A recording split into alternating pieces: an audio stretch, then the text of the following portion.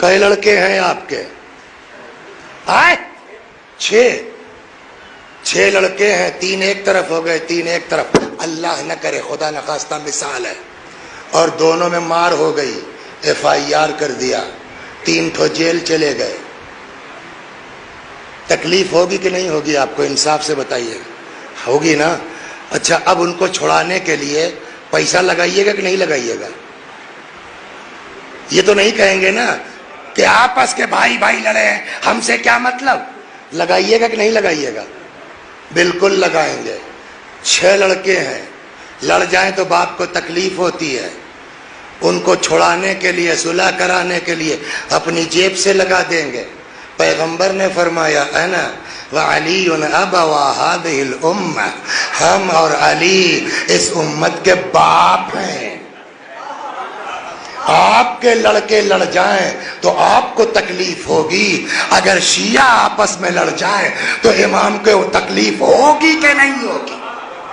یہ طے کر کے اٹھیے نا آج کی مجلس سے۔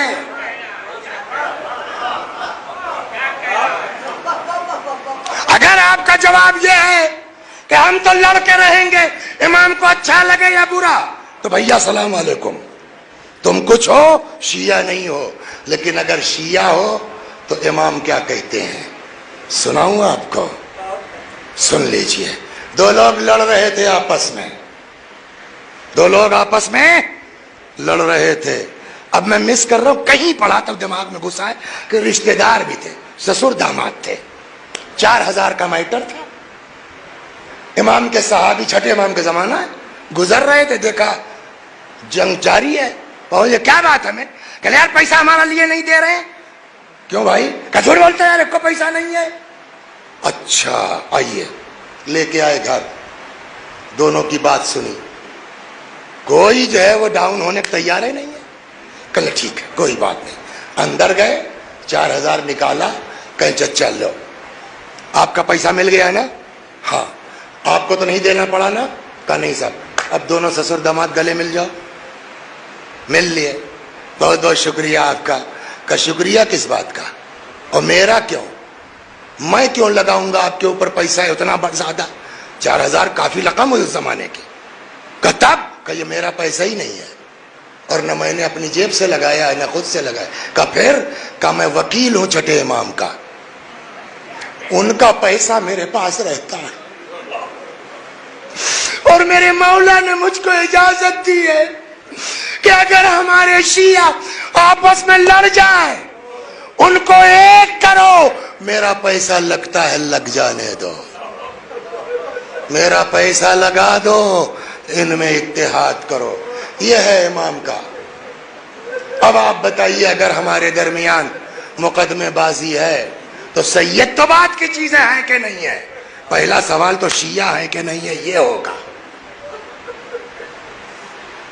کہنے لگے صاحب بات تو سمجھ میں آتی ہے، مگر اتنا بات آگے بڑھ گئی ہے کہ اگر میں خود سے آگے بڑھوں گا، اچھا بھائی چھوڑو ختم کرو، تو بے عزتی ہو جائے گی۔ یہ آپ کو بہت صلح کروائی ہوگی سر آپ نے، یہیں پہ آ کے بات پھنستی ہے کہ نہیں صاحب ہم تو پہل نہیں کریں گے صاحب، یہ تو ہماری غلطی نکلے گی، ہماری ذلت ہوگی۔ سیم کیس تھا، وہ بھی چھٹے امام کا۔ 2 گروپ ہو گئے آپس میں، سمجھ گئے آپ؟ 2 بولیے گروپ ہو گئے آپس میں۔ ایک اس میں کچھ سمجھدار تھا، اس نے سوچا یار بات ختم کرو، تو جو اگل بغل والے ہیں نا، وہ آ گیا چھٹے امام کے پاس، اس نے کہا مولا یہ میٹر ہے، میں بیک ہونا چاہتا ہوں، میں بات ختم کرنا چاہتا ہوں، ایسے ہی صاف کہا، لیکن میرے گروپوا والے نہیں ساتھ ہونے دیتے، وہ کہہ رہے ہیں اگر ایسا کرو گے تو ذلیل ہو جاؤ گے، بے عزتی ہو جائے گی، مولا آپ جو کہہ دیں گے میں کر لوں گا۔ امام نے کہا بیک ہو جاؤ، ذلت۔ اب امام کا جملہ سن لیجئے، جاؤ سلو کر لو، بیک ہو جاؤ، مت ڈرو کہ تم ذلیل ہو جاؤ گے۔ حضرت کا جواب تھا انما الذلیل الظالم، نوٹ کر لو، ہمیشہ ذلت ظالم کی ہوتی ہے، صلح کرنے والے کی نہیں ہوتی۔ صلوات بر محمد، بس ذلت ظالم کی ہوتی ہے۔ اگر ایک آدمی بھی اس مجلس پر انشاءاللہ عمل کر لے اور ٹیلی فون کر لے یار غلطی میری تھی چھوڑو جانے دو، آپ یقین کیجئے اس سے بڑا ثواب اس مجلس کا اور کچھ نہیں ہو سکتا۔